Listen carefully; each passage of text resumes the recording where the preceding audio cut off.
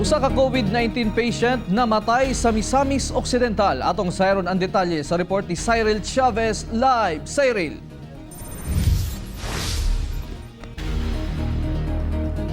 Yes, Real, wala na'y kalintura nga gibati og kalit lang daw namatay ang maong pasyente. Samtang usa ka 68 anyos nga lalaki nga taga Marawi City ang nagpositibo sab sa maong sakit.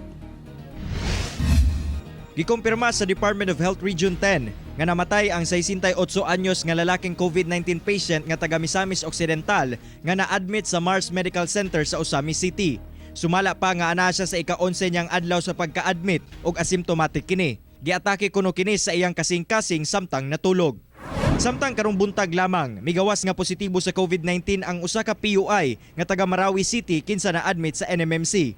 Walay travel history ang pasyente sa mga lugar nga adunay local transmission. Apan aduna siya close contact sa iyahang anak nga gikan og Manila. Upat ni ini naka-recover na samtang negative na ilahang second sample or sa ilahang test. Upat pod ang atuang nakabsan og kinabuhi or namatay na ay isa ka bag-o ana dadto sa Misamis Occidental. Ang kanila nga pasyente daghan sa kini siya gibati, dili lang kaning iyang ubo kundi napod siya gibati. Diabetic siya, do na history nga nasa problema sa iyang kidney. So daghan siya mga tawagon nato pre or comorbidities. Aduna na 15 ka mga COVID-19 related patient nga na-admit sa NMMC sa Cagayan de Oro City ang namatay. Usa niini si patient 40, samtang ang uban mga PUI o di bakaha mga SARI cases.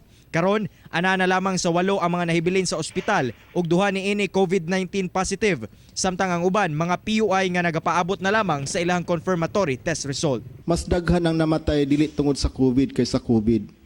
Sa 15 nga namatay, isa lang ang COVID positive. Isa lang confirmed death katong patient 40.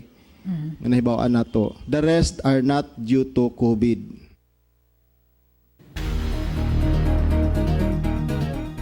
Real, tungod sa mga bagong panghitabo na nawagan karon ang otoridad ngadto sa publiko nga dili magpanik sanglit ang maong pasyente ana sulod sa ospital o ginapahigayon na ang contact tracing. Samtang dugang panawagan nila ngadto sa publiko nga magpabilin gyapon sulod sila mga panimalay og sundon ang mga preventive measures aron na dili mokaylap ang COVID-19 dinhi sa Region 10.